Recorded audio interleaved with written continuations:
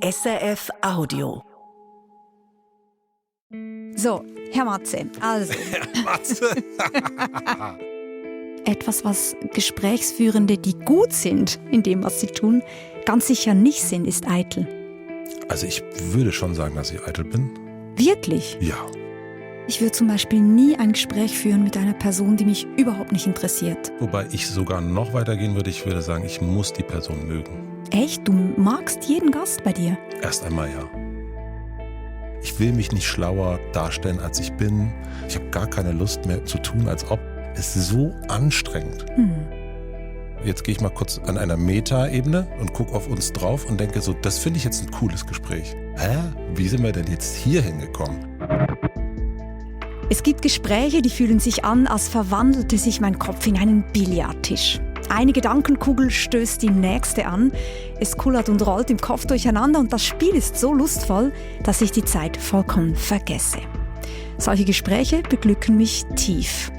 Nur, was macht es aus, dass Gespräche gelingen, dass wir so in ihnen versinken und aufgehen können? Darüber spreche ich jetzt hier im Zimmer 42 mit Matze Hilscher, dem Erfinder und Macher des erfolgreichen Podcasts Hotel Matze, der wöchentlich ein Millionenpublikum erreicht. Hallo Matze. Hallo Barbara, ich freue mich sehr. Zimmer 42. Der Podcast mit der Barbara Bleisch. Sternstunde Philosophie. Ich freue mich auch sehr. Schon frisch gebadet aus dem Zürichsee? Absolut frisch gebadet. Ich habe auch gerade gedacht, Billard ist auch eine schöne Idee mal wieder. Habe ich lange nicht gemacht, Billard spielen. Billard spielen? Ja. Jetzt habe ich dich zuerst nicht verstanden. Du sprichst es anders aus als ich. Wie sprichst du Ja, das aus? könnten wir ja mal zusammen machen. Keine Ahnung, auch Billard. Ich habe es trotzdem nicht verstanden. Ich war irgendwie beim See. Ja. Also frisch gebadet, ganz wunderbar. Wir kennen uns ja tatsächlich schon eine Weile, was man schon so ein bisschen merkt. Ich war auch schon im Podcast zu Gast bei dir. Ich glaube, da gab es nur Wasser, oder? Erinnere ich das richtig? Man kann sich was wünschen, aber theoretisch, die meisten wünschen sich Wasser und deswegen gibt es bei uns Wasser und Kaffee, ja. Also hier gibt es ja Ingwertee, wenn du magst. Du kannst dir welche nehmen. Das ist natürlich ein bisschen heiß heute für Ingwertee. Kannst es ja mischen mit kaltem Wasser. Würdest du auch einen Ingwertee nehmen? Aber natürlich, So. aber gerne hier rein zum Wasser. Okay, das habe ich noch nie gemacht. Das probiere ich jetzt direkt aus. Guck mal. Was ich ja sagen muss, du hast zwar keinen Ingwertee, ganz schlecht für deinen Podcast, aber du hast dafür einen Studiohund. Das stimmt. Brinkmann. Ja, das ist auch wirklich was, also ich hätte es nie gedacht, dass ich mal so ein Hundemensch werde. Also ich würde sagen, ich bin vielleicht gar kein Hundemensch, sondern ein Brinkmann-Mensch.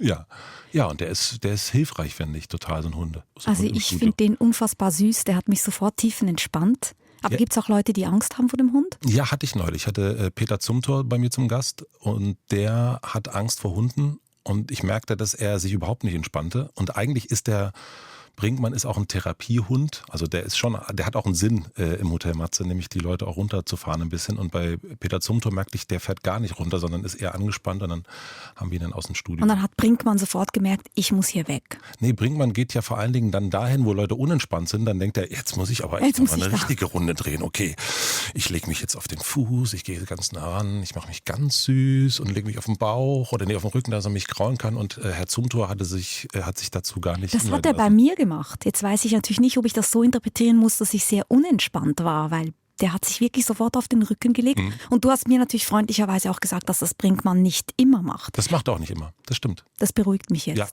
Ja.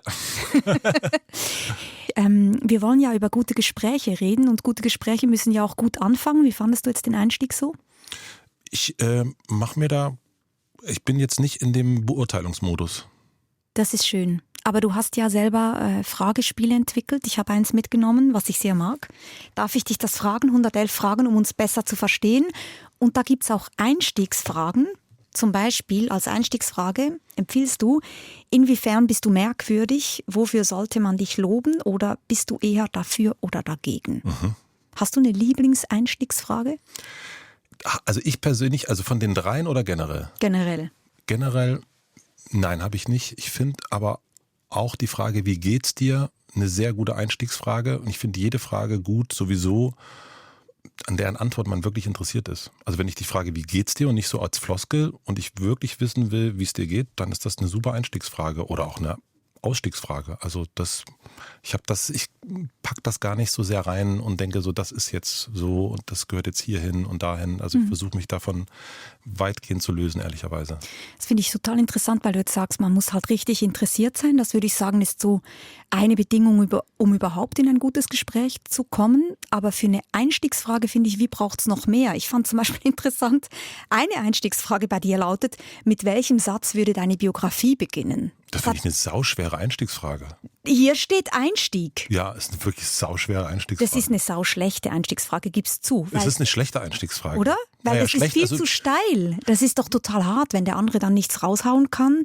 Mit welchem Satz? Ich meine. Mit welchem Satz? Also ich finde es eine schwere Einstiegsfrage. Schlecht würde ich jetzt nicht sagen. Das war zu hart meinerseits. Würde ich sagen. Also du hast ja dein Empfinden, ich habe mein Empfinden. Ich finde sie nur schwer. Also ich könnte sie nicht jetzt ad hoc beantworten. Er sprang in den Zürichsee. Er nahm einen Schluck Ingwertee. Und fragte sich, wird er das nochmal tun?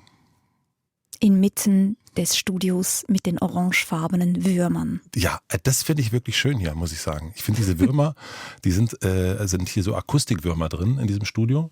Ich muss dazu noch sagen, jedes Mal, wenn ich von Würmern spreche, sagt mir nachher der Tontechniker, das sind Spaghetti. Das ist, glaube ich, echt wichtig.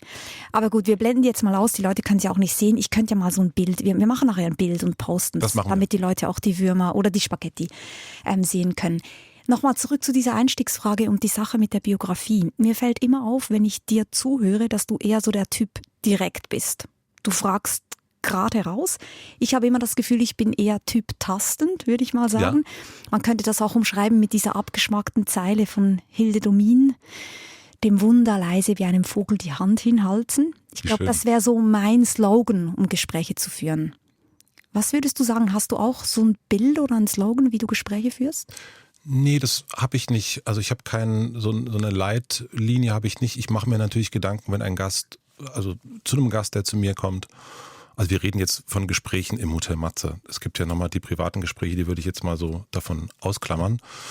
Und da gucke ich natürlich, was könnte interessant sein oder was interessiert mich. Und manchmal ist es gut, direkt zu fragen. Jetzt habe ich letzte Woche ein Interview geführt, dann habe ich direkt gefragt, was ist für dich guter Sex? Das war die Einstiegsfrage.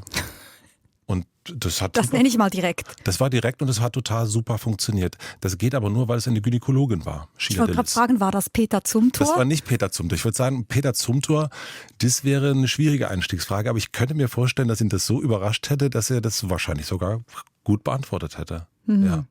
Und deswegen, manchmal merkt man ja auch, das kennst du ja auch, dass Menschen noch ein bisschen brauchen, um warm zu werden. Manche Leute sind sofort da und man hat ein Gefühl, man kennt sich schon und sie sind locker und manchmal kann es auch direkt reinspringen sein und man kann direkt nach den guten Sex fragen oder nach was anderem. Ja. Du hast ja wirklich auch schon sehr viel Erfahrung. Du machst den Podcast seit 10 Jahren, bist sozusagen auf so einer Jubiläumstour jetzt dann und hast schon sehr viele Gespräche geführt. Wir haben im Vorfeld unsere Community so ein bisschen gefragt, was sie interessiert und Victoria hat sofort geschrieben, sie will wissen, wann du eigentlich entdeckt hast, dass Fragen stellen deine Superkraft sei. Ich würde nicht mal unbedingt sagen, dass es Fragen ist. Ich glaube, ich kann gut zuhören. Und das zieht sich durch mein Leben. Ich war lange Musiker auch, da ging es auch viel ums Hören. Und ich glaube, ich kann eher gut zuhören und vielleicht ist sozusagen ein Ergebnis dessen, dass ich dann gut Fragen stellen kann. Aber ich würde eher sagen, dass die Kraft ist eher im Zuhören, im Gespräch. Das finde ich interessant. Ich meine, Zuhören ist natürlich wirklich ein wichtiger Bestandteil, wahrscheinlich sogar die Voraussetzung, um ein gutes Gespräch führen zu können. Was ich noch interessant finde an dieser Frage, ist, dass sie von einer Superkraft spricht. Weil eine Frage, die mich immer umtreibt, ist Gespräche führen wirklich einfach sowas, was man kann oder nicht? Oder ist es nicht auch ein Handwerk? Etwas, was man erlernt, etwas, was man einübt? Also würdest du sagen, du konntest das immer schon, das Zuhören? Oder hast du es gelernt? Ich glaube, These und gerne, also ich bin total interessiert, was du dazu sagst. Ich glaube, dass wir schon so auf die Welt kommen, dass wir zuhören. Also wir können ja erstmal nichts. Wir kommen und gucken und hören zu und lernen dadurch, wie das alles funktioniert mit dem Leben, mit dem Essen, mit dem, was die anderen sagen, mit der Sprache. Und dann gibt es aber irgendwann so einen Punkt, wo wir das wie verlernen. Aus welchem Grund auch immer, das weiß ich nicht so genau. Aber ich glaube, wir sind erstmal zuhörende Wesen sowieso und wenn man sich dann so anguckt, wie so Kinder drauf sind, die stellen ja die ganze Zeit Fragen. Und die stellen hervorragende Fragen. Und eigentlich, wenn man sich mit dem Kind unterhält und alles so vergisst, oder wenn man die so sieht, miteinander spielen, die können das ja, eine Atmosphäre, die kreieren die ja nicht, die ist ja einfach da. Also deswegen würde ich schon sagen, wir können das eigentlich alle. Wir können alle zuhören, wir können alle Fragen stellen, wir können alle in einem Raum sein und zugewandt sein zueinander. Und irgendetwas bringt uns dann davon so ein bisschen ab, würde ich sagen. Aber grundsätzlich würde ich sagen, ja, wir können es alle. Und vielleicht ist es gar nicht nur das Zuhören, was wir erstmal schon können oder was Kinder auszeichnet, sondern diese grundsätzliche Neugier. Vorhin kam der Tontechniker rein und du hast sofort sein Hemd kommentiert mit Gitarren drauf, fandest du ganz toll. Das ist ein super Hemd gewesen, ja. Und das finde ich schön, wenn ich mit dir unterwegs bin, dass man merkt, du connectest mit allen sofort, egal worüber. Du siehst Dinge und das, glaube ich, zeichnet dich so aus, eine grundsätzliche Neugier für Menschen. Und das hat ja mit Zuhören erstmal noch gar nicht so viel zu tun, sondern dass man überhaupt aufmerksam ist und interessiert an dem, was ringsum ist. Und das sind Kinder ja auch. Dieses um sich selbst kreisen und nur noch überlegen, wie wirke ich gerade, das ist, glaube ich, so hinderlich. Ja, das stimmt. Ja, also vielleicht ist es dann eher sogar präsent sein. Bei mir ist es immer eher über das Hören. Also na klar habe ich jetzt dieses Hemd habe ich gesehen, aber im Interview, ja, ist es das Hören, würde ich sagen. Ja. Jetzt hast du vorhin gesagt, scheint mir extrem wichtig zu sein, man muss nochmal unterscheiden, reden wir jetzt über Gespräche, wie du sie führst im Podcast, oder reden wir über private Gespräche? Ja. Lass uns doch zuerst mal so ein bisschen drüber reden, wie wir vor Mikros sprechen, wie da Gespräche gelingen, weil das interessiert ja auch viele. Und wahrscheinlich kann man ja auch vieles davon ableiten, was dann privat passiert. Aber da finde ich erstmal ganz interessant, dass ein Philosoph, Hans-Georg Gadamer, viel über Gespräche nachgedacht hat. Und der sagt, Gespräche, wirkliche Gespräche, kann man gar nicht führen, sondern die entwickeln sich eigendynamisch. Sobald man beginnt, ein Gespräch führen zu wollen und nicht diese grundsätzliche Offenheit zu haben, wo es hingeht, ist eigentlich gar kein Gespräch mehr. Würde ich ihm total recht geben wollen. Ja. Für mich, also das trifft sowohl die privaten als auch die beruflichen Gespräche. Wenn ich loslasse, wenn ich wirklich meinem Gast gegenüber sitze und meine Meinung oder mein Urteil oder irgendetwas oder das, wo ich unbedingt hin will, wenn ich das alles weglasse und einfach nur in dem Moment präsent bin und es schaffe auch irgendwie, dass die andere Person auch in so eine Präsenz kommt, das sind die allerbesten Gespräche. Also das ist dann wirklich ein Gespräch. Also dann ist es nicht, dann geht es gar nicht darum, stelle ich die Fragen und gebe die andere Person die Antworten, sondern das kann dann auch wechseln. Und es ist eine Atmosphäre, die dann so stattfindet zwischen zwei Menschen im Grunde. Das ist irgendwie was Drittes, würde ich sagen. Und das hat dann nichts mehr zu tun mit einer Führung. Genau, ich bin hier und will dahin. Deswegen habe ich mich erst so ein bisschen gesträubt zu dieser Einstiegsfrage. Sondern man läuft einfach los. Und manchmal rennt man los, Vollgas, und manchmal trinkt man erst noch einen Tee oder isst eine Banane oder was auch immer. Genau. So unterschiedliche Tempi auch. Und es ist auch nach Tagesform natürlich abhängig. Also ich finde auch, dass man kann schon Sachen kreieren, also dadurch, dass ich und du ja auch, wir machen das beruflich. Und dann gibt es natürlich schon etwas, fände ich jetzt komisch zu sagen, heute habe ich irgendwie gar keine Lust so richtig, sondern da gilt es, die Atmosphäre ja auch im Grunde so herzustellen, dass es trotzdem funktioniert und dass jemand, der jetzt zu mir ins Studio kommt, der vielleicht ein bisschen nervös ist, dass wir denen irgendwie helfen, dass er gut ankommt. Und dann ist halt ein Hund ein Teil davon beispielsweise. Aber ich würde zum Beispiel nie ein Gespräch führen mit einer Person, die mich überhaupt nicht interessiert. Und wenn ich es aus beruflichen Gründen tun müsste, würde ich so lange suchen, bis ich etwas finde, was mich an ihr interessiert. Weil ohne grundsätzliche Neugier, ohne eine gewisse Faszination, glaube ich, funktioniert es nicht. Das stimmt, wobei ich sogar noch weitergehen würde. Ich würde sagen, ich muss die Person mögen. Echt? Du magst jeden Gast bei dir? Erst einmal ja. Du bist aber ein liebevoller Mensch. Ja, also das kann gut sein. Finde ich aber auch erstmal nicht verkehrt. Aber ich muss die Person oder die Idee oder die Vorstellung davon, dass ich mit dieser Person 2 oder 3 Stunden in einem Raum sitze, die muss ich ja mögen. Und wenn ich jetzt das Gefühl habe, da sitzt mir jetzt gegenüber, den ich nicht mag, oder wo ich denke so, was erzählt der denn da? Oder die, dann bin ich auch im Urteilsmodus. Und wenn ich so Gespräche geführt habe, die eher so waren, wo ich dachte, irgendwie so richtig mag ich die Person nicht, aber ich will mal rausfinden, wie die so tickt. Dein Slogan? Sind keine guten Gespräche gewesen. Deswegen lasse ich das jetzt auch. Ich finde das interessant, was du gerade sagst, weil ich irgendwie denke, stimmt schon, man kann ein Gespräch nicht wirklich führen, es entwickelt sich. Im besten Fall ist es zum Beispiel auch so, dass beide irgendwie mit dem Gefühl rausgehen, ich habe was mitgenommen, ich sehe irgendwas anders wie vorher, also ich bin bereichert worden, also ein Gespräch als ein Geschenk. Im doppelten Sinne, man kann es nicht führen, also man kann es nicht bestellen und ein Geschenk, weil man reicher wird. Und gleichwohl hat man ja doch eine Vorstellung. Also ich nehme ja an, du bereitest dich auch vor auf deine Gespräche und hast doch irgendwie im Kopf, wo du hin willst. Das kann sich ja dann ein Stück weit auch beißen. Ja, aber das ist zum Beispiel, haben wir uns vor unserem Gespräch darüber unterhalten, haben gesagt, ach lass uns, also du möchtest heute über das Gespräch sprechen. Und so einen Plan habe ich auch. Also wenn du zu mir kommst, habe ich auch einen gewissen Plan und denke, das ist jetzt, darüber möchte ich gerne mit dir reden. Und darauf bin ich im Grunde vorbereitet. Und wenn ich merke, durchs Zuhören, das ist ja interessant, was hat sie da gerade gesagt? Und dann finde ich es mega interessant, auch diesen Weg weiter zu laufen und auch dann zu sagen, ach gut, dann reden wir jetzt nicht über die Mitte des Lebens, sondern über diesen kleinen Pfad, wo sie da gerade lang möchte. Finde ich voll interessant. Und vielleicht kommen wir auch wieder zurück, vielleicht aber auch nicht. Und deswegen, ich glaube schon, als jemand, der quasi das eingeladen hat, also ich bin ja Gastgeber, das gehört sich dann schon auch, dass ich vorbereitet bin und ich habe mir einen Plan gemacht, auf jeden Fall. Ich habe ein Menü hingestellt, das wäre mein Menü, aber wenn der Gast sagt, vegetarisch heute oder nee, lass mal das ganz weg, sondern wir trinken heute nur, okay, dann trinken wir nur. Wie bereitest du dich vor? Ich versuche mich zu vertiefen, aber nicht zu genau. Also früher habe ich meinen Gast förmlich vorher aufgefuttert und versucht so alles mir reinzufressen, um im Bild zu bleiben, was irgendwie geht. Und auch so ein bisschen so eine Art so Prüfungssituation. Ich weiß alles und ich habe so die kleinsten Details rausgefunden. Das findet er oder sie dann besonders toll und so. Und mittlerweile mache ich das nicht mehr. Also mittlerweile zum Beispiel lese ich Bücher, wenn ein Gast kommt, nur noch überfliegend. Also ich gehe nicht ganz tief rein, weil wenn ich das Buch ganz richtig tief gelesen habe, meistens, wenn es ein gutes Buch ist, ist danach die Sache zu Ende. Also habe ich gar keine Fragen mehr, dann weiß ich schon alles.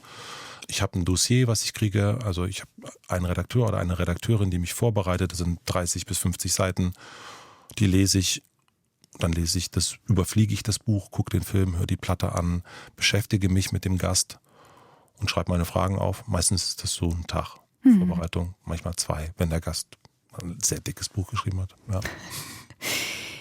Ich finde dieses Bild gerade irgendwie schön und auch interessant. Also ein Gespräch nicht führen, diese Offenheit, du sagst auch dieses Meandrierende, wenn ich dann merke, da geht was ganz anderes gerade ab in der Person, dann will ich dahin, dann bleibe ich nicht bei meinem Konzept. Und trotzdem denke ich auch, ein gutes Gespräch bleibt ein bisschen auch beim Thema. Ich habe zum Beispiel kürzlich diesen Begriff kennengelernt, der Catch-up-Friendship. Catch-up-Friendship? Also nicht Ketchup wie Mayo, sondern Catch-up, dass man sich gegenseitig auf dem Laufenden hält. Also man trifft sich unter Freunden und das Gespräch ist eigentlich immer so, dass man einfach mal abklopft, was ist eigentlich aus Kai-Uwe geworden, hat eigentlich die Karin sich jetzt schon einen neuen Freund angelacht und so weiter. Und man kommt eigentlich gar nicht ins Gespräch, weil man von Ereignis zu Ereignis hüpft und sich einfach so ein bisschen auf dem Laufenden hält, was gerade so läuft. Und solche Gespräche machen mich zunehmend traurig, glaube ich. Ich gehe dann sehr leer nach Hause. Ich denke, ich habe viel erfahren, was gerade so läuft, bei einer Freundin zum Beispiel, aber ich habe sie nicht erfahren. Ich habe nichts über sie erfahren, sozusagen.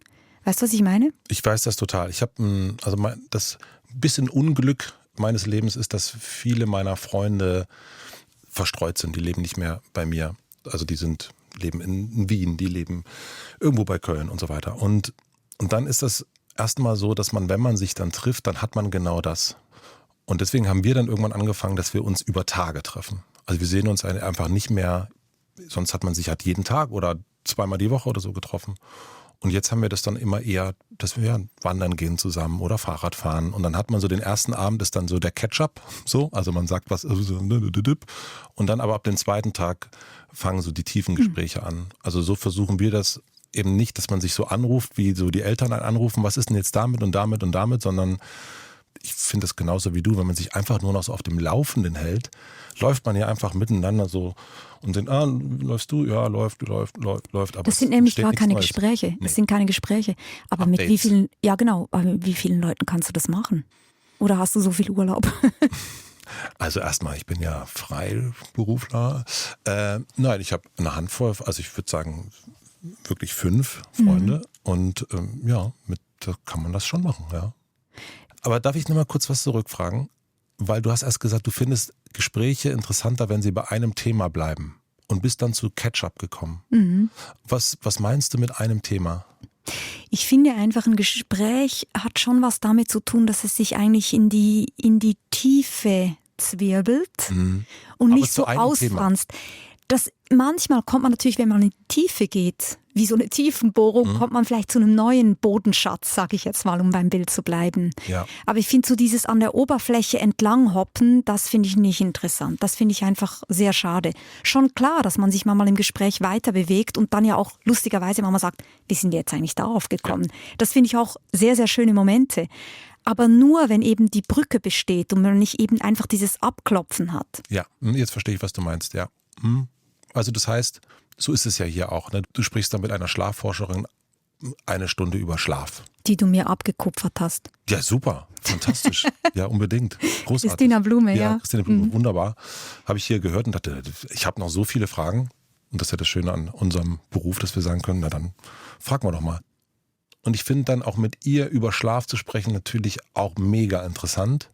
Und da habe ich es mir natürlich auch vorgenommen, mit ihr, also bei den Expertenfolgen würde ich sagen, da ist es schon besser, man bleibt bei einem Thema, wobei mit ihr hätte ich dann auch super über das Laufen reden können, weil sie gerne läuft und dann hätte man über Laufstrecken und so weiter wahrscheinlich auch sehr gut reden können. Also da hast du auf jeden Fall auch, also mal so würde ich sagen. Ja.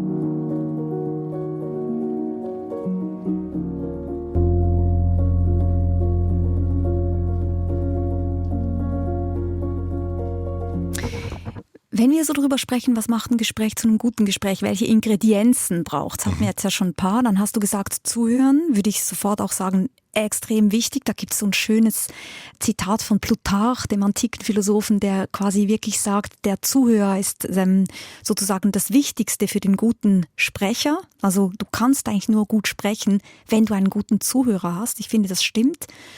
Und dann fand ich so interessant, was ich bei Bernhard Pörksen gelesen habe, dem Medienwissenschaftler. Der sagt nämlich, wir können sehr viel besser Menschen zuhören, die wir nicht kennen. Weil es sonst diesen sogenannten Closeness Communication Bias gibt. Also wir denken immer, ich weiß eh schon, was der sagt, weil wir den ja kennen. Ja. Finde ich erstmal total interessant und hat doch was, oder?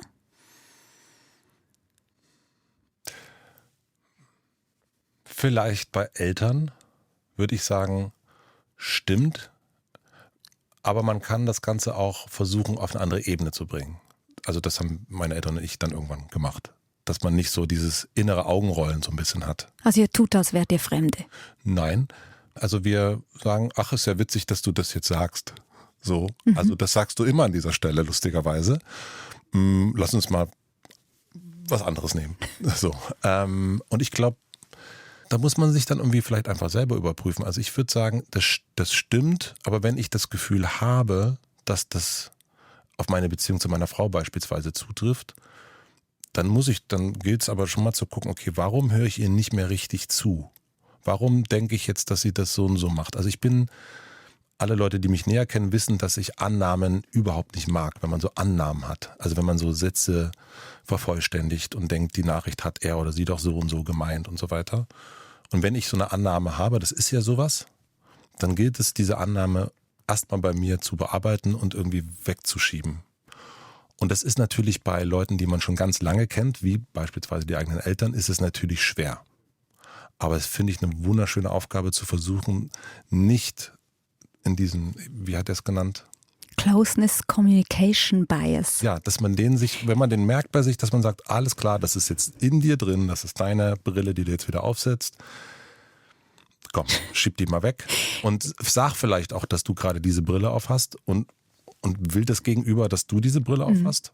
Meistens ist es nicht so. Ich finde das jetzt total interessant, dass du auf die Liebesbeziehung rüberschwenkst, weil da ist es natürlich tatsächlich so, dass man sich das auch vielleicht immer wieder versuchen sollte zu bewahren, diesen frischen Blick aufs Gegenüber. Unbedingt. Da fällt mir ein Film ein, ich weiß aber den Titel nicht mehr, vielleicht kennst du ihn. So ein lustiger, ich glaube ein deutscher Film, da ist so ein Pärchen, bei denen läuft's nicht mehr so.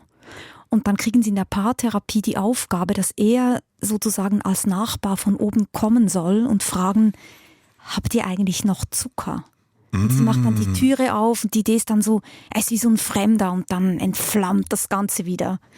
Kennst du den Film? Mir sagt er nichts, nein. Aber es ist eine schöne Idee auf jeden Es Fall. ist eine sehr lustige Szene auf jeden Fall. Ja, das mache ich mal. Ist super. Du kannst ja dann berichten, wie es so gelaufen ist danach. Genau, also zu diesem, ich gucke nochmal neu aufs Gegenüber und habe nicht den Eindruck, ich weiß schon alles, ist auch so eine gewisse Bescheidenheit. Und tatsächlich glaube ich, etwas, was Gesprächsführende, die gut sind in dem, was sie tun, ganz sicher nicht sind, ist eitel. Also ich würde schon sagen, dass ich eitel bin. Wirklich? Ja. Woran merkst du das? Woran merke ich das? Na, es ist mir jetzt nicht egal, wie ich dir gegenüber wirke. Ja gut, aber das hat ja auch damit zu tun, dass man seine Sache gut machen will. Das ist doch keine Eitelkeit. Ja, also aber natürlich möchte ich, dass Barbara danach sagt, das war ja ganz toll mit dem Matze. So, also diese Eitelkeit habe ich schon.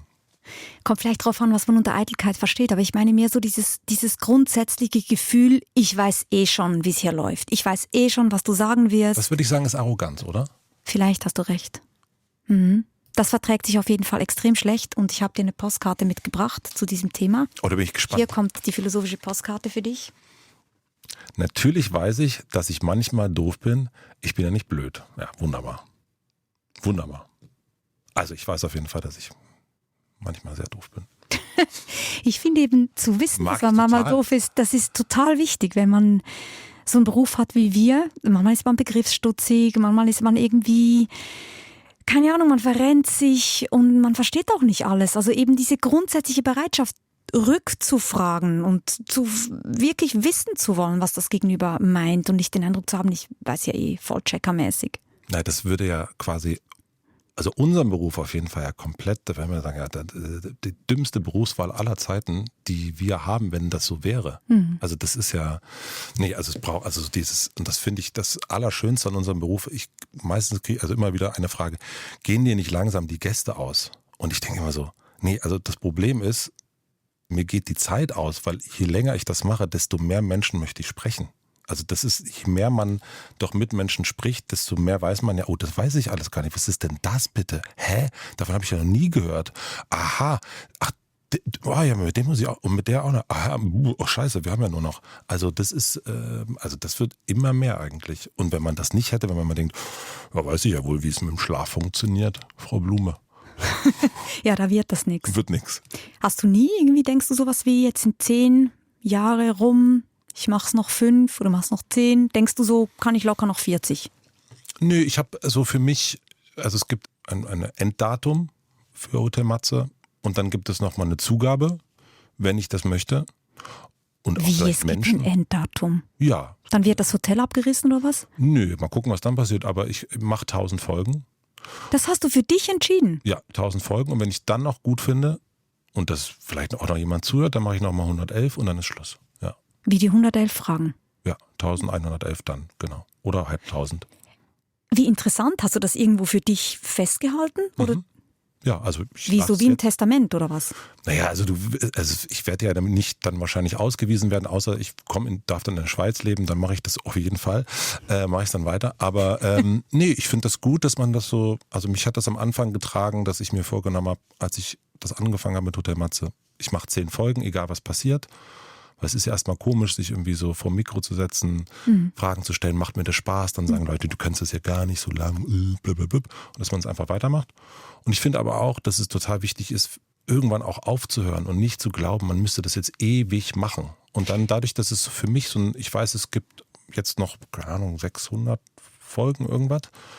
Ich finde das irgendwie auch beruhigend zu wissen, guck mal, also, und es wird garantiert auch nochmal sein, dass ich, keine Ahnung, einen riesen Shitstorm habe, oder irgendetwas in der Richtung oder gar keinen Bock mehr habe, dann weiß ich, nee, bis 1000 oder 1111. Also es gibt ja diese Durststrecken. Und dann Wie könnte man, interessant, machst du das mit allem so? Also ist bei allem, was du machst, hast du so ein Enddatum? nein, Es wäre jetzt witzig, wenn ich jetzt so sagen, ja, mit meiner Frau habe ich das auch. Ich wollte gerade. Nee. Also Nein, die aber ich Ehe, hab so- die haben wir datiert bis im Jahr 2035, dann ist fertig. Nein, aber ich habe jetzt für mich, ich denke halt, ich werde wahrscheinlich, wenn es so gut läuft, werde ich wahrscheinlich 90. Das wäre toll. Dann weiß ich, okay, Halbzeit. Und das ist irgendwie so eine Zahl zu haben, ist ja irgendwie erstmal, dann weiß ich, okay, jetzt wird die Uhr wieder zurückgedreht. Und das ist gut zu wissen, irgendwie, ja. Und es kann natürlich auch sein, dass ich jetzt ins Hotel fahre und Straßenbahn überfahren werde, dann ist es halt so, ne? Also, aber das so zu haben, hilft mir. Und die meisten, also 2 große Fragen, wie fange ich an und wie höre ich auf? Und das ist, glaube ich, das Problem, was viele haben. Also, dass sie nicht aufhören können und dass sie nicht anfangen können. Und indem ich mir das so gesetzt habe für das Format, weiß ich, okay, dann höre ich auf. Und jetzt habe ich es gesagt, kann man mir vorspielen, wenn dann irgendwie 2000 Folgen plötzlich draußen sind, dann kann man sagen, also am Alter. Und es ist wirklich interessant, Harald Welzer hat doch mal ein Buch geschrieben über das Aufhören. Hat er das, wie hieß das? Das ist dieses mit dem Ende, wo er über seinen Herzinfarkt schreibt. Das habe ich gelesen, ja. Und da gibt's diese tolle Stelle, ich habe mit ihm damals eine Sternstunde gemacht und dann haben wir uns auch so ein bisschen gestritten darüber, weil er da sagt, wer weitermacht, banalisiert die Sache selbst. Also man muss eigentlich einen Schlusspunkt haben.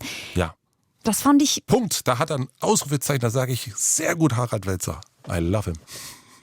Ich glaube, das Problem ist manchmal, wir wissen gar nicht so recht, ist es nur noch ein Weitermachen oder ist es noch eine Steigerung? Also das ist gar nicht so einfach. Ich weiß noch, wir haben darüber gesprochen auch, wie es eigentlich mit dem Aufhören ist im Spitzensport. Also damals Roger Federer noch keinen Rücktritt erklärt. Wie hört eigentlich ein Spitzensportler auf? Weil man hofft ja, auf dem Höhepunkt der Karriere aufhören zu können. Aber du weißt halt nie, geht's noch besser oder bin ich schon auf dem absteigenden Ast? Ja, das ist das Problem. Also und das ist bei den meisten Sachen, also die Menschen, die angestellt sind, sag ich mal, da gibt's, was Beruf betrifft, ist halt irgendwann das Rentenalter und dann sagt irgendwie der Staat, so jetzt ist aber, das war richtig toll, hier ist in die Blumen und ciao. Und bei Menschen, wie ich das einer bin, der das irgendwie so immer für sich immer wieder selbst auch motivieren muss. Also ich würde das auch nicht nur fürs Aufhören, also ich finde auch eine Form von Motivation. Also ich kann mir vorstellen, dass ich irgendwann mal richtig 2 schwierige Jahre haben werde. Dann rufst du mich an. Ja, danke. Also, aber auch so, wo ich denke, oh, jetzt nochmal irgendwie, habe ich ja 1000-mal schon gehört. Und dann muss man sich aber, ist ja wie wir haben erst vor der Podcastaufnahme übers Laufen gesprochen. Und natürlich gibt es diesen Kilometer, wo man einfach sagt, oh, jetzt den Schweinehund. Und den gibt es im Beruf ja genauso, den gibt es in Beziehungen genauso. Bei uns in der Beziehung zum Beispiel. Wir haben eine Hochzeitsreise gemacht, Stefanie und ich. Und dann waren in Amerika, Kalifornien und haben da ein ganz altes Ehepaar getroffen, kennengelernt, Philipp und Cassandra, in deren Airbnb geschlafen und die wirkten wahnsinnig glücklich. Und wir haben so, wow, was ist euer Geheimnis? Frisch verheiratet und die sagten, naja, wir baden jeden Morgen.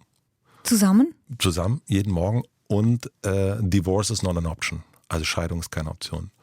Und wir haben gesagt, okay, baden ist uns ein bisschen zu hart, aber wir starten jeden Morgen, wenn wir uns sehen, mit einem gemeinsamen Kaffee. Jeden Morgen ziehen wir durch.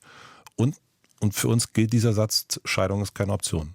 Und wenn man das so für sich formuliert hat, dann weiß man auch, okay, man kann sich bestimmte Durststrecken, die man mal hat, dann, ja, ich finde das irgendwie, mich trägt das. Ja, in so einer Welt, wo man irgendwie alles theoretisch machen könnte und so lange, wie man will. Oder halt aufhören, wenn man keinen Bock mehr hat. Und wie schön, weil jetzt sind wir von der Aussage, dass es wichtig ist, ein Enddatum für etwas zu haben, sind wir zur Aussage gekommen, Divorce is not an option. Ja. Also manchmal ist natürlich auch die Aussage wichtig zu sagen, und das hier stelle ich nicht in Frage. Dem bleibe ich treu. Mhm. Und das finde ich zum Beispiel jetzt, also jetzt gehe ich mal kurz an einer Meta-Ebene und gucke auf uns drauf und denke so, das finde ich jetzt ein cooles Gespräch. Da sind wir jetzt irgendwie wie sind wir denn jetzt hier hingekommen? Ja, das liebe ich. Ich liebe das auch und ich wollte vorhin gerade sagen, ich fühle mich so wie ein Maulwurf mit dir. Weißt, ich habe so gesagt, Gespräche müssten so Tiefenbohrungen sein. Jetzt sind wir gerade in der Maulwurfkammer Eheführung gelandet.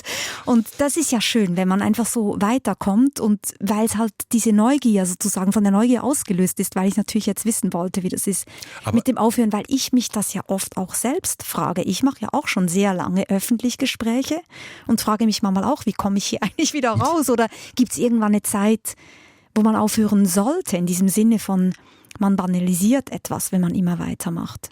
Gibt es hier nicht auch dadurch, dass du beim Öffentlich-Rechtlichen bist, auch so ein Enddatum? Gibt es nicht sowas wie Rente bei euch, wo dann irgendjemand kommt, Herr Fernsehaufsichtsrat und Also ich sagt... bin schon ein bisschen älter wie du, aber so viel älter nicht, Matze. Nein, aber dadurch gibt es ja dann schon auch für dich theoretisch ein Ende, oder? Das stimmt, aber man will ja eigentlich, was du und hier das machst. fand ich eben gut bei deinem Beispiel, dass du sagst, ich mache diese 1000 Folgen plus 111, je nachdem.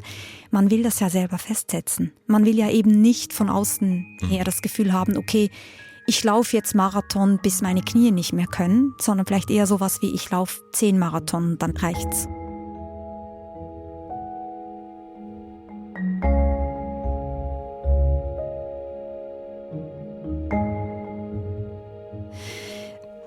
Komm, wir tauchen mal wieder auf. Puh. Kommen zurück zum Thema. Ja. Zum Thema der guten Gespräche. Sorry. Etwas, was doch auch total, nee, überhaupt nicht sorry, was total wichtig ist, wenn man ein gutes Gespräch führen will, ist so ein grundsätzliches Wohlwollen, würde ich sagen. Das meine ich mit mögen. Mit mögen. Ja, voll. Ich kann mir nicht keine Situation imaginieren, dass ich mit so einem Neonazi Stunden in einem Podcast sitze. Kann ich mir nicht vorstellen.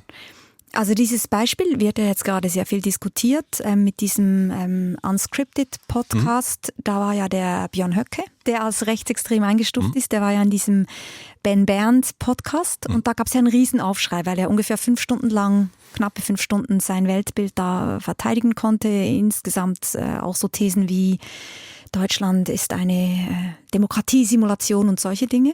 Das würdest du zum Beispiel nicht machen? Würdest du sagen, der kommt nicht in dein Studio? Na, absolut nicht. Da steht eine Mauer davor und die ist zu. Und da ist Stacheldraht darum. Nein. Und wie entscheidest du das? Wer darf da rein und wer nicht? Also,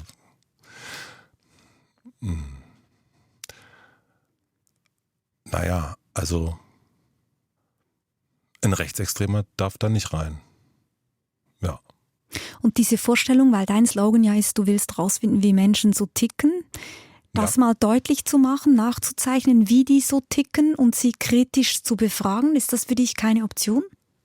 Also jetzt, in dem Moment, nein. Nein.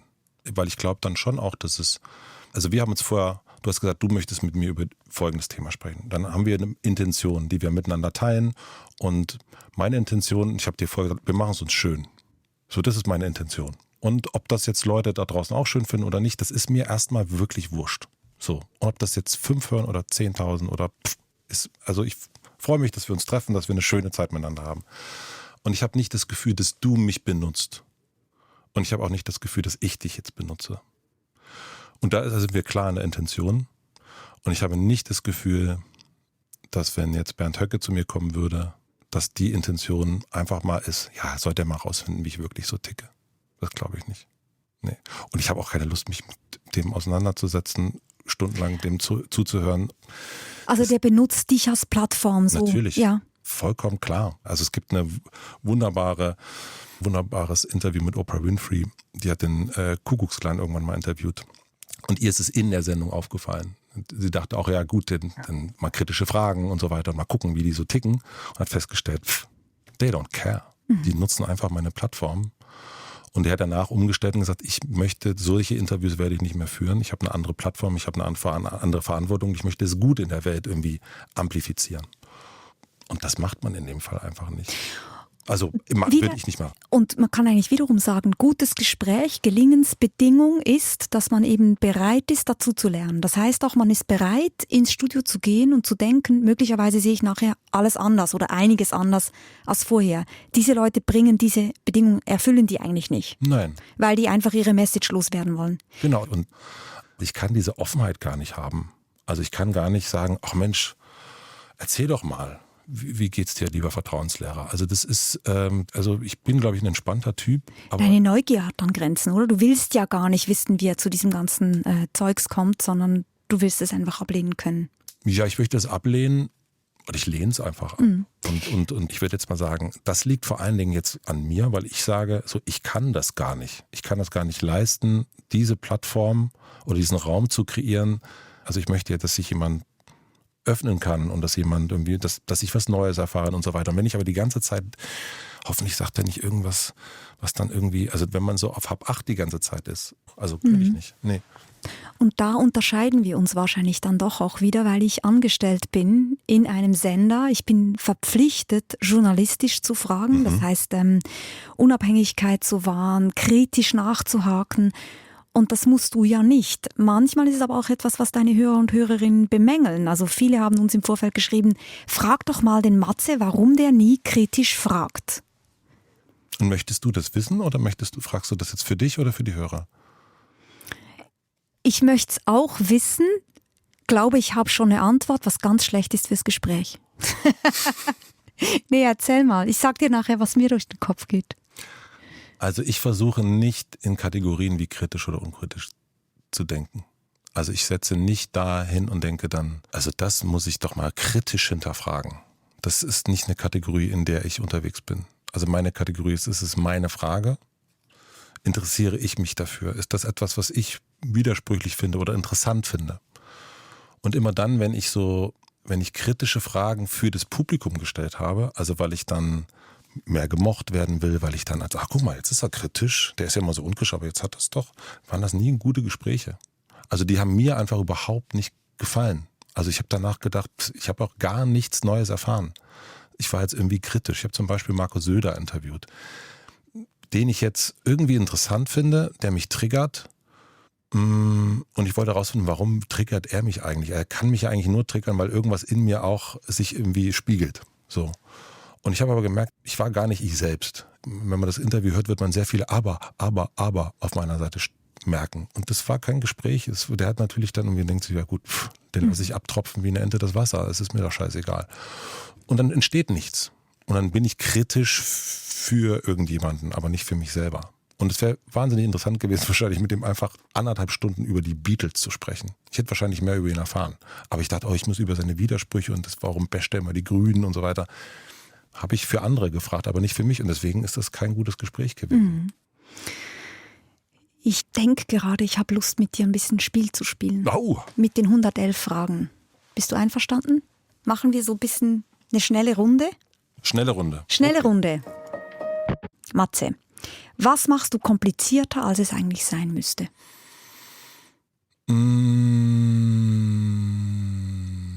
Das ist eine sehr gute Frage. Das sagt man dann immer, um ein bisschen Zeit zu gewinnen, nicht wahr?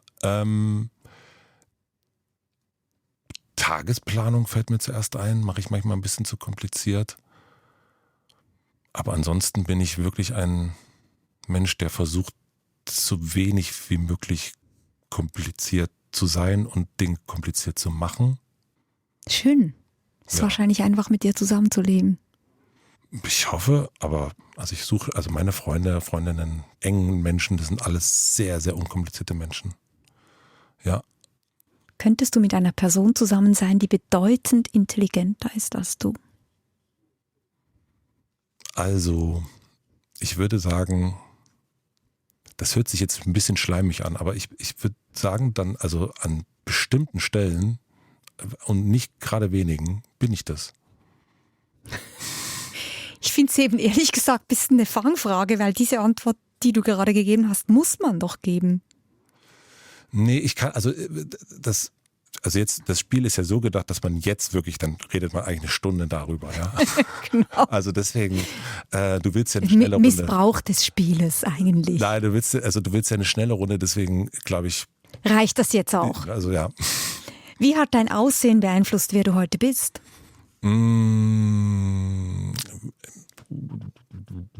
Ganz schön schwere Fragen, die du da drin hast. Ja, ist wirklich eine schwere Frage. Naja, ich bin ein Mann. Ich bin ein weißer Mann. Also das hat schon mein Leben sehr beeinflusst. Also das ist schon, ich bin selten in Situationen, in denen ich nicht sein möchte aufgrund meines Aussehens. Also ich werde nicht angehalten nachts oder am Tag und sagen, Papiere bitte. Deswegen hat sich mein Leben durch mein Aussehen und durch das Geschlechts hat sich sehr zu meinem Gunsten entwickelt. Also wie mir so sozusagen begegnet wird. Deswegen hat sich mein Aussehen sehr positiv auf mein Leben ausgewirkt. Ja. Ich finde ganz ehrlich diese Frage so großartig. Ich hatte einmal einen Gast, der hat ein Buch geschrieben, das hieß Weil ich ein Dicker bin. Oh wow. Und da ging es darum, wie er sich durch die Welt bewegt mit dieser Fülle, Leibesfülle, die er hat. Und dass er glaubt, dass sein Leben ganz ein anderes wäre, wenn er nicht dick wäre. Und er war immer dick. Tolles Buch, toller Gast. Ich weiß leider den Autor gerade nicht mehr, aber ich schreibe es in die Shownotes. Ja. Versprochen. Super interessant, ja. Und dann habe ich gedacht, ich schreibe mal ein Buch mit dem Titel Weil ich eine Kleine bin. Weil ich wirklich denke, ich wäre anders, wenn ich groß wäre. Ich glaube schon, dass der Körper, die Fülle, die man hat oder nicht hat, wie groß man ist, wie klein man ist, beeinflusst einen. Total, natürlich. Aber guck mal, ich nehme dich 0,0. Also jetzt, wo du sagst, denke ich, ja, das stimmt. Die Barbara ist ja eher klein. Ich nehme dich, aber wenn du jetzt, ist die Barbara klein oder groß, könnte ich das überhaupt nicht sagen bei dir. Das ist voll interessant. Also ich nehme dich nicht als eine kleine Person wahr. Das ist jetzt sehr schön, dass du das sagst, wobei ich auch sofort denke, was wäre eigentlich schlecht daran, wenn man mich als klein wahrnehmen würde. Aber, nee, aber so, es ist ja für dich, spielt ja für dich eine Rolle. Ne? Es spielt für mich eine Rolle, aber ich denke, es geht ja nicht nur darum, wie bin ich heute, sondern es geht zum Beispiel auch darum, dass ich als Kind lange Zeit einen totalen Vorteil hatte. Weil ich war immer so mini, dass man immer gedacht hat, oh, die muss man aber noch tragen. Und wenn ich dann irgendwas gemacht habe, dachte man, wow, was die schon kann. Die ist ja erst 4. Dabei war ich irgendwie schon 8. Weißt du, das hat irgendwie auch total viele Vorteile. Ich denke, wenn du zum Beispiel als Kind sehr groß bist, dann wirst du tendenziell dauernd überschätzt. Und man mutet dir Dinge zu, die man einem Kleinkind nicht zumutet. Aber jetzt kommen wir hier vom Tempo ab. Matze, womit hättest du besser Barbara. nie anfangen sollen? Rauchen. Rauchst nicht mehr. Ab und zu rauche ich noch. Dann paffe ich eine, aber das ist jetzt mit Rauchen anfangen. Ich finde das wirklich eine doofe Idee. Ich finde das irgendwie, ich finde das so schade, dass man irgendwie von diesem Zeug dann irgendwie so abhängig wird. An sich ist Rauchen ja was total Feines. Irgendwie so dieses, ich kann mir jetzt richtig vorstellen, mit dir und deinem Team hier danach noch eine zu puffen. Das hat ja irgendwie so was Verbindendes, ne? Also Friedenspfeife rauchen oder sowas. Es wurde aber so missbraucht von der Industrie. Also, aber an sich ist das was Schönes, aber ich hätte nicht damit anfangen sollen, weil jetzt, ich muss dann schon Obacht geben, dass ich jetzt nicht rückfällig werde. Ja, deswegen hätte ich nie anfangen sollen und ist irgendwie von Anfang an auf dieser einmal aller 4 Wochen eine rauchen. Ja, das wäre irgendwie besser gewesen. Letzte schnelle Frage. Was haben dir deine Eltern leider noch nicht gesagt? Da kann ich wirklich sagen, das Ding ist vom Tisch. Und das ist sowas ganz Schönes, kann ich nur jedem empfehlen, das irgendwie so für sich zu überprüfen, ist da noch etwas, was unausgesprochen ist, was man gerne noch hören will, weil könnte ja sein, die sind älter oder so. Und vielleicht gab es eine Situation, wo ich mich fragen musste und ich konnte dann irgendwann so für mich so mit vielen Spaziergängen und Meditieren sagen, nee, auf eine wunderschöne Art ist alles ausgesprochen und ich warte nicht mehr auf den Satz oder das und sie auch nicht, also es ist irgendwie so und das ist einfach herrlich. Es ist so herrlich wie in den Zürichsee springen.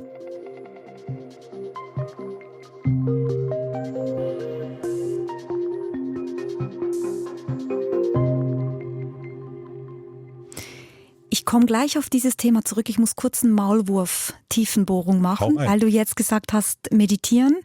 Und ich dachte vorhin schon, in dir wohnt so ein buddhistischer Geist, weil du irgendwie mehrere Mal gesagt hast, du urteilst nicht. Ich versuche nicht zu urteilen, ich urteile leider schon. Aber du versuchst es, ja. Bist dir dessen sehr bewusst und du hast diesen Anfängergeist, du willst die Leute frisch sehen, du willst auch die Stefanie immer wieder von Neuem sehen. Ja, bitte nimm Tee, Wasser, was immer du willst. Deswegen ist das etwas, was du aktiv praktizierst oder so ein Weg, den du gehst? Darf ich das fragen? Du meinst einen buddhistischen Weg? Nee, ich bin also eigentlich Christ sozusagen, aber ich versuche, ich möchte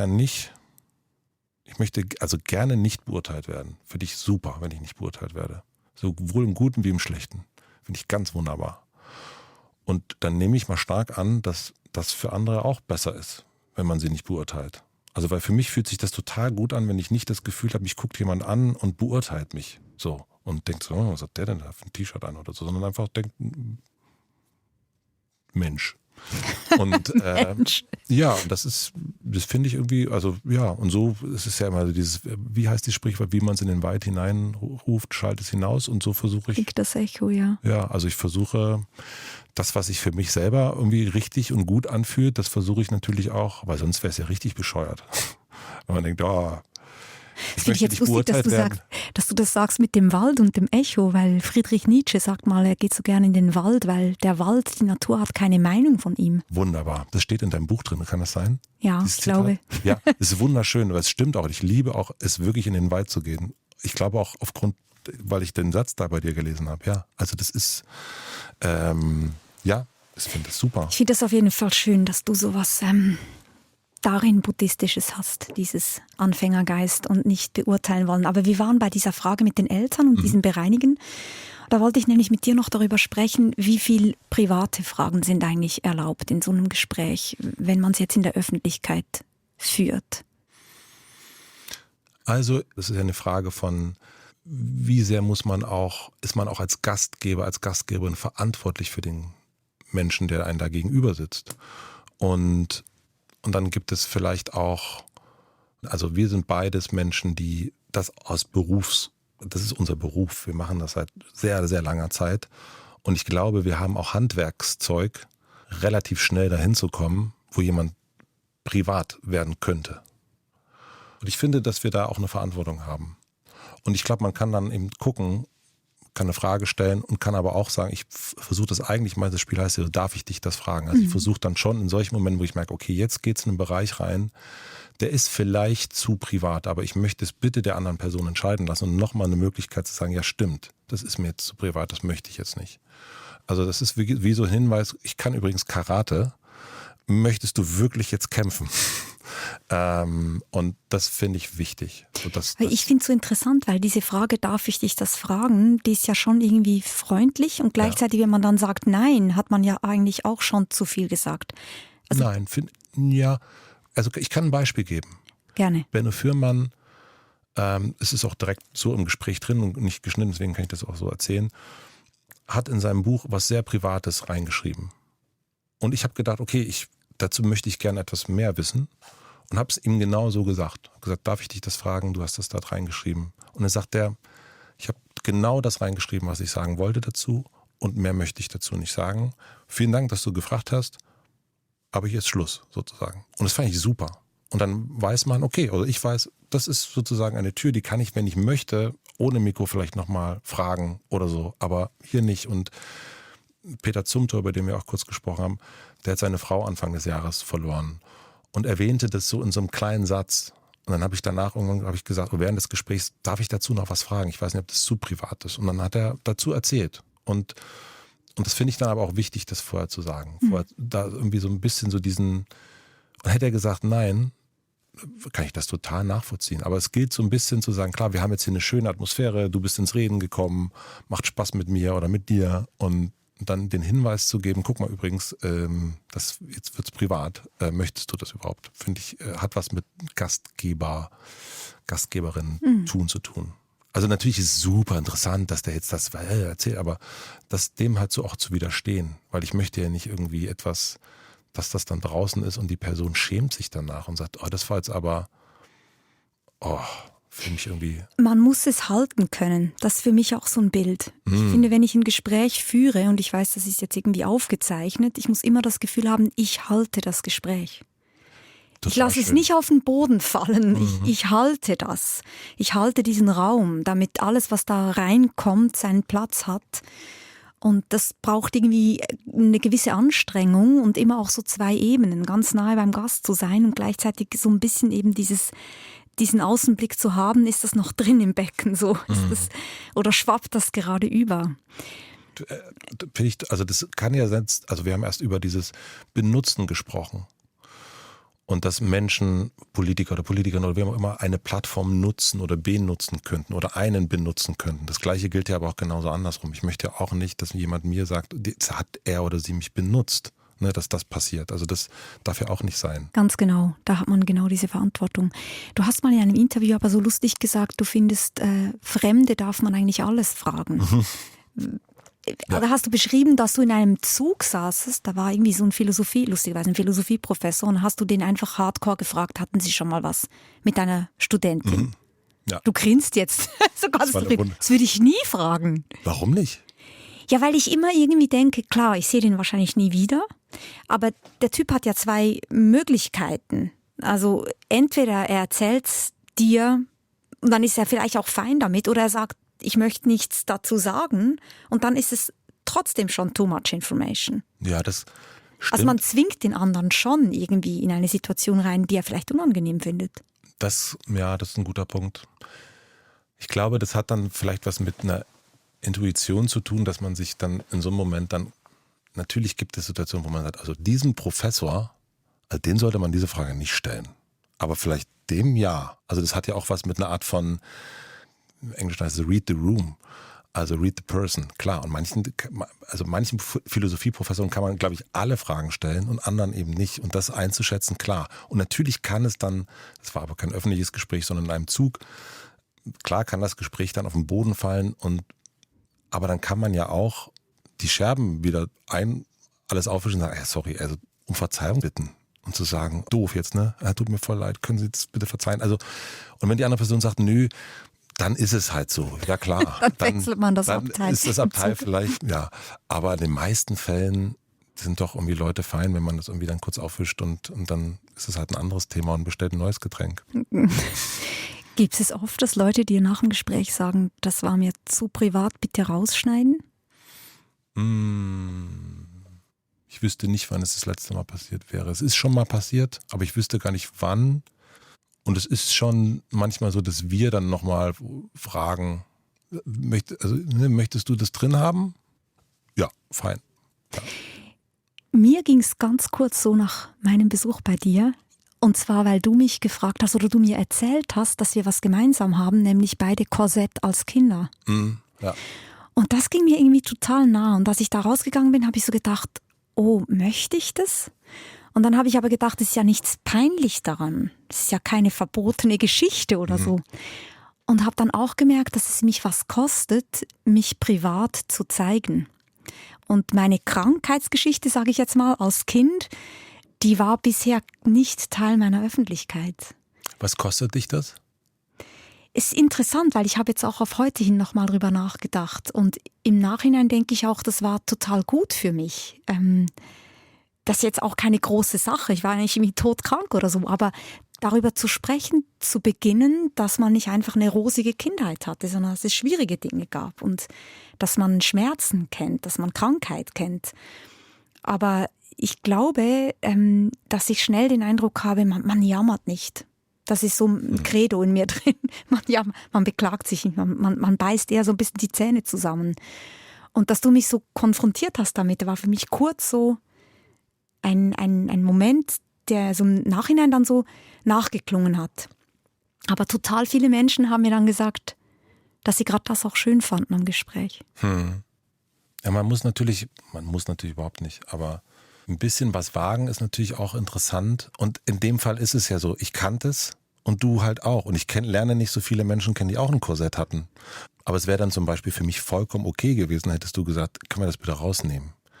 Aber gleichzeitig weiß ich schon auch, dass wenn man gerade die Dinge, für die man sich schämt, wenn man die Scham zu sich holt, ist die dann halt auch nicht mehr so groß. Also so, ich hatte das ganz lange, ich habe jetzt heute Morgen drüber nachgedacht, weil wir über Korsett reden. Ich habe das ja gehabt, weil ich eine Skoliose, eine Kyphose habe, um jetzt mal so im orthopädischen Slang zu sein. Ich habe einen Rundrücken und habe mich ewig nicht getraut, in ein Schwimmbad zu gehen. So, also ich fand ich immer ganz schwierig, also so oberkörperfrei da durch so ein Schwimmbad zu laufen. Das ist mir inzwischen wirklich wurscht. Ich bin da heute durch die Enge gelaufen, ein Freibad hier oder eine Badi und habe so gemerkt, lustig, kümmert mich nicht mehr. Also ich denke nicht mehr, ich laufe dann nicht. Ich habe dann früher mal so ein Handtuch drüber getragen oder das T-Shirt bis vor zum Wasser, dann schnell ausgezogen, so ganz merkwürdiges Tun, habe ich nicht mehr. Ist weg. Aber auch, weil ich das irgendwie dann bewusst oft gemacht habe und dann ist so wofür ich mich geschämt habe, ist halt Teil von mich. Ich habe halt einen runden Rücken. Ich kann es nicht ändern. Ist so. take it or leave it. Also ist ja meiner. Ne? Also Ja, und das ist ja so interessant. Diese Erfahrung machen wir ja alle, glaube ich, wenn wir älter werden. Und das ist eines der großen Geschenke am Älterwerden, finde ich, dass man plötzlich feststellt, man kann gewisse Dinge nicht mehr verbergen. Jetzt kann ich es nicht mehr verbergen, dass dieser Rücken so ist, wie er ist. So.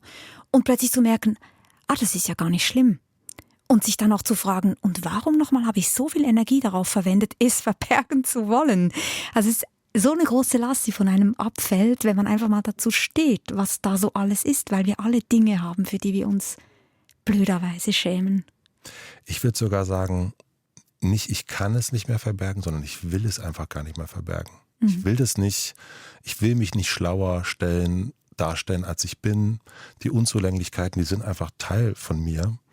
Und das ist, bei mir ist es wirklich, ich will nicht mehr. Also ich habe gar keine Lust mehr, irgendjemanden zu spielen, der ich gar nicht bin und zu tun, als ob. Also das finde ich, ist so anstrengend. Und für alle anderen, das ist ja auch mega anstrengend. Da begegnen sich alle immer nur so eine Version von irgendwas.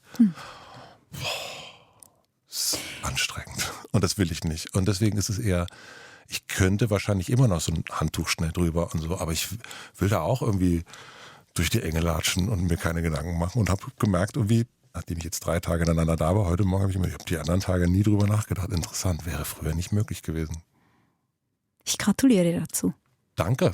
Gute Sache. Voll schön, ja. Finde ich auch, bin ich auch sehr stolz auf mich. Danke. Super. Matze, so gegen Schluss hin, mich interessiert noch, wie du eigentlich im Privaten so redest. Gibt es so Situationen, wo dir die Stefanie oder dein Sohn sagen, hey Mensch, bist ja nicht im Hotel Matze, red mal anständig mit uns, stell nicht so Fragen. Nee, ich kenne das dann manchmal eher andersrum. Es gibt manchmal die Erwartungshaltung, glaube ich. Und die spreche ich dann auch an. Also meine engen Freunde wissen, dass ich genauso manchmal desinteressiert bin, auch Lust habe, über die oberflächlichsten Dinge zu reden und nicht die ganze Zeit tiefgründige Gespräche zu führen. Was wir jetzt hier gemacht haben, ist ja auch ein ideales Gespräch. Wir haben beide keine Handys, wir haben in unseren Kalendern steht drin, dass wir jetzt hier sprechen. Es kommt nichts anderes dazwischen. Also das Leben kann hier jetzt, also außer, keine Ahnung, ein Feuer, würden wir bis morgen früh noch hier sitzen, theoretisch. Also es ist ja ein ideales Szenario. Kein Essen, was irgendwie nicht schmeckt oder irgendwas so. Und ich kenne das dann manchmal schon, dass Menschen, wenn sie mich noch nicht so gut kennen, dass sie erwarten, dass ich jetzt total Lust habe auf ein tiefgründiges Gespräch. Das kenne ich dann eher. Matze, das hier ist Zimmer 42. Und Ja. in Zimmer 42 geht es ja um diese große 42, die Antwort auf die Frage nach allem. Interessiert uns beiden, ne? Beide.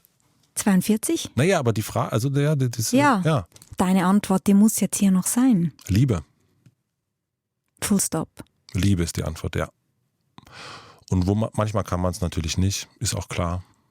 Aber bestenfalls immer Liebe, ja. Und ist die Antwort schwer zu leben? Ja, natürlich denke ich irgendwie, den Autofahrer, der mich erst fast weggewamst hat, denke ich, oh, Alter, kannst du mal bitte gucken. Aber Solche hatte ich heute Morgen auch. ja, Wahnsinn. Also die Strecke aus der Stadt hierher zu fahren mit dem Fahrrad ist ein Abenteuer. Ja, also, Bist mit dem Fahrrad hierher gekommen? ja, ist ein Abenteuer. Also, Hast du einen Helm? ja, ich habe einen Helm und ich wurde auch echt fast weggewamst hier. Und dann habe ich aber auch wirklich gedacht, ja Mensch, das hat eilig gehabt, ne? Und das gelingt natürlich nicht immer. Aber ich finde, die Antwort ist eigentlich Liebe, natürlich. Also bestenfalls ist es Liebe, Liebe, Liebe, Liebe. Und wenn man sich so in Situationen, wenn man so fest ist, dann da zu gucken, wo ist die Liebe? Also mich leitet das eigentlich immer. Und ich habe Gott sei Dank eine Frau, die auch wirklich sehr liebesgeleitet ist. Und die das dann auch immer wieder. Also ich bin eigentlich, vom Wesen her bin ich, mein bester Freund sagt, David sagt immer, als allererstes fällt dir die Nuklearoption ein. Also das ist mein Default. Jemand ist irgendwie doof, ist mein Gedanke. Ich sag's jetzt, ich rotte deine ganze Familie aus. Das ist ein Default. Aber der ist auch schon lange nicht mehr da. Und dann ist aber, dahin zu kommen und also alles, was so beruflich irgendwann mal so war und irgendwie doof war oder so, durch meine Frau, die hat immer, Liebe, Liebe, Liebe, Liebe. Und das ist der beste Weg, auf jeden Fall. Ich habe mir viel Ärger erspart in meinem Leben, dass ich eben nicht, den mache ich jetzt, aber dem zeige ich mal oder das regeln wir aber vor Gericht. Nee. Ich würde vielleicht für Freundlichkeit plädieren. Liebe ist mir vielleicht fast zu viel, aber Freundlichkeit. Warum? Naja, ich mag nicht jeden lieben. Das ist mir dann, glaube ich, zu intim. Ich mag nicht mit allen irgendwie so nahe sein, aber grundsätzlich freundlich sein.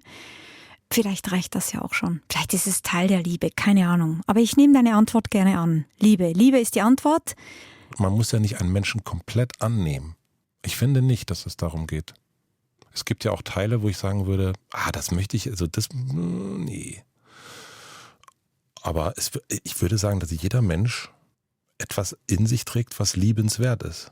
Und natürlich ist es die Frage, ob man die Energie hat, das irgendwie für sich rauszufinden. Aber manchmal ist es doch auch hilfreich, sich innerlich sagen zu dürfen, ich mag dich nicht, ich werde dich nie mögen, aber du bist ein Mensch, ich respektiere dich, bestimmt hast du liebenswerte Anteile, ich sehe sie offenbar nicht, aber ich bleibe freundlich. Interessant. Da reden wir nochmal ein andermal drüber weiter, würde ich sagen. Nächste Episode, Freundlichkeit.